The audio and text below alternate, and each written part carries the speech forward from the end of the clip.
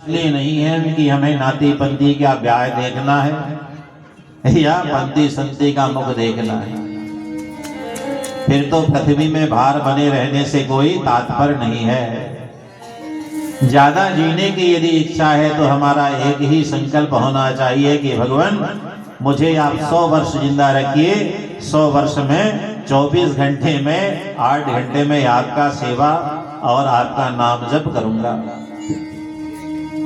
यह क्रम आता है प्राणायाम का। 4 क्रम पूर्ण हुए, आपने मान लो 4 सीढ़ियों में कदम रख लिया। अगला क्रम आता है प्रत्याहार का।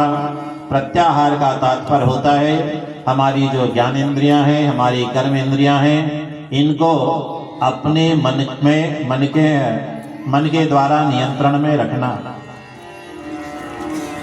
हमारी जो आंखें हैं, हमारी आंखों को नियंत्रण में रखना। हमारे कानों की है, कानों को नियंत्रण में रखना। आप आए हैं कथा सुनने के लिए और कथा सुनने के लिए बैठे हुए, कथा सुनते सुनते बगल वाले ने बताया वो भैरवगंज वाली भाभी जी तो आपके विषय में ये कह रही थी।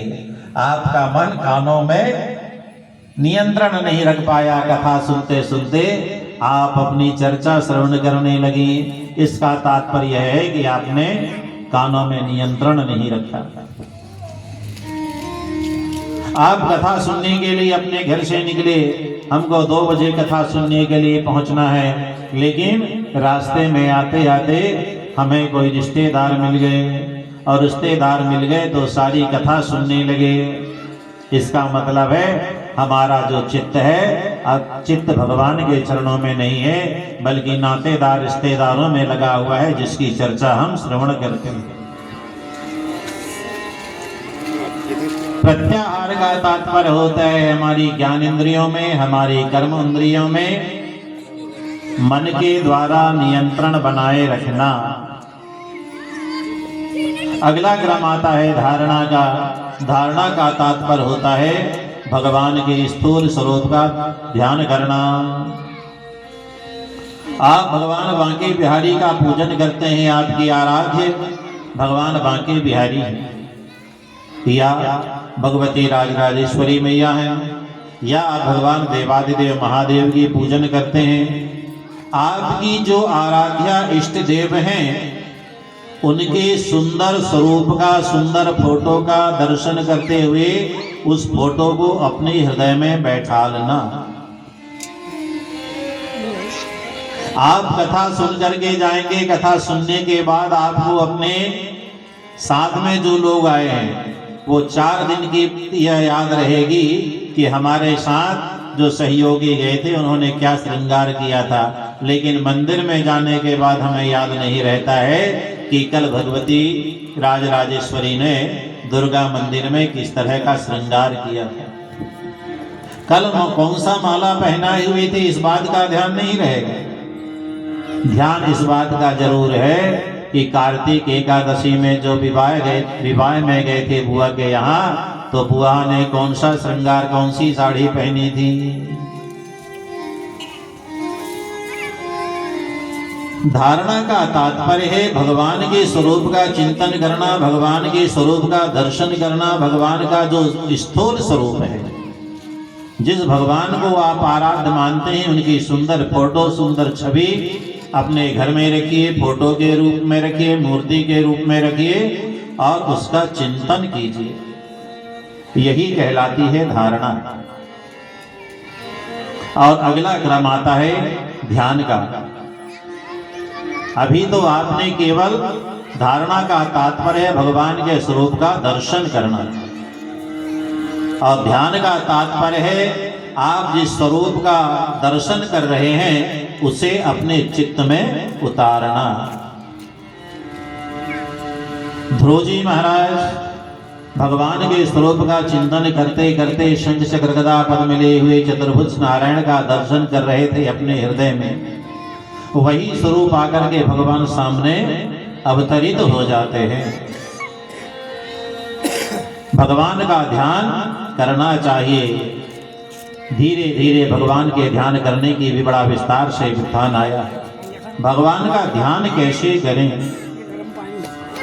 संचिन्तयेद् भगवतः शरणारविन्दम् संचिन्तयेद् भगवतः शरणारविन्दम् वज्राङ्कुशध्वज सरोरुहलांछनाढ्यम् उत्तुङ्गरक्तविलसन्नखचक्रवाला ज्योत्स्नाभिराहत महद्धृदयान्धकारम् संचिन्तयेद् भगवतः शरणारविन्दम्। मन को कैसे स्थिर रखें और देर तक भगवान के स्वरूप को कैसे निहारें कि हमें बाहर का ध्यान ना आए। श्रीमद् भागवत महापुराण में वर्णन आया है संचिन्तयेद् भगवतः चरणारविन्दम्। पूजन करने के बाद ध्यान अवश्य करना चाहिए। पहले पूजन करें, पूजन करने के बाद पाठ करें जो वंदना स्तुति आदि है, और वंदना स्तुति करने के बाद ध्यान अवश्य करना चाहिए। आपके जो आराध्य हैं, जिस भगवान को आप मानते हैं, उनकी सुंदर छवि अपने घर में विराजे। लेकिन ध्यान रखें, भगवान के उस विग्रह को, इस मूर्ति को सामने रखना चाहिए जिसे देख करके आपके हृदय में प्रसन्नता आ जाए, जिसे जान करके हमारे मन में प्रसन्नता आ जाए।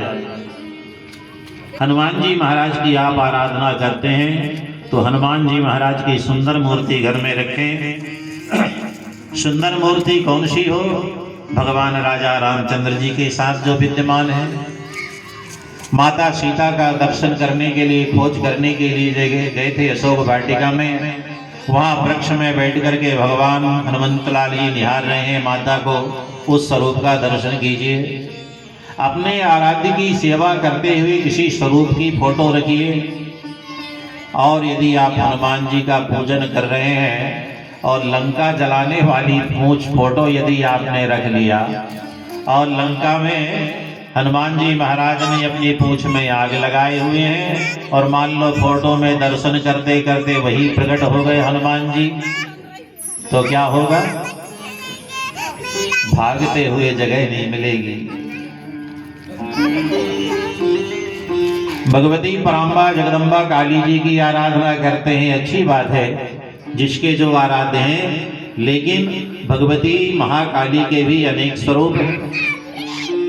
काली जी की आराधना करते हैं, काली जी का पूजन करते हैं। आपके मन में इतना साहस होना चाहिए कि यदि वही साक्षात देवी काली आपके सामने प्रकट हो गई तो आप कम से कम वहां धैर्य धारण करके अपनी मां को प्रणाम कर सकें। भगवती दुर्गा की आराधना करते हैं। दुर्गा जी की आराधना करते करते बहुत से लोग अपने अपने स्वभाव से फोटो रखते हैं। कल्पना कीजिए, जिस फोटो में आप पूजन कर रहे हैं उस फोटो में यदि शेर का सिंह का मुख खुला हुआ है और वही भगवती आकर के सामने आपके प्रसन्न होकर के दर्शन दे जाएं और शेर आपके सामने मुंह आकर के खड़ा हो, तो क्या आप भगवती का दर्शन कर पाएंगे? नहीं कर पाएंगे।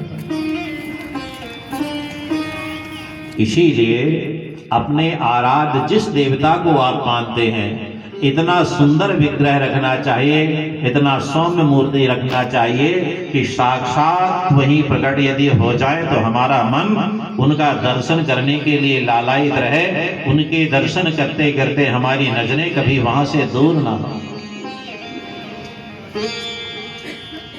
भगवान कपिल कह रहे हैं, माता जी भगवान का ध्यान कैसे करें? संचिन्तयेद् भगवतः चरणारविन्दम्। सबसे पहले आप भगवान आनंद कंद कृष्ण को यदि मानने वाले हैं तो कल्पना कीजिए भगवान बालकृष्ण के गुलाबी गुलाबी चरण तलवे दिखाई दे रहे हैं और शंख चक्र गदा और पद्म के शुभ जो चिन्ह हैं वो भगवान आनंद कंद के पैरों के तलवे में बने हुए हैं। शंख भी बना हुआ है, चक्र भी बना हुआ है, स्वस्तिक भी बना हुआ है, अनेक शुभ चिन्ह अंकित दिखाई दे रहे हैं। अपने मन को थोड़ा आगे ले जाइए, भगवान का ध्यान करते करते मन में कल्पना कीजिए वो बांके बिहारी जो त्रैलोक्य के अधिष्ठात्र देवता हैं, वो अपनी संपूर्ण कलाओं के साथ अवतरित हुए हैं। वो कृष्णचंद्र जी जब जन्म लिए हैं, अवतार लिए हैं, तो अपने माता पिता को पूर्व जन्म की तपस्या के फलीभूत प्रसन्न होकर के उन्हें आनंदित कर रहे हैं। वो त्रैलोक्य का अधिष्ठाता एक बाल रूप में आकर के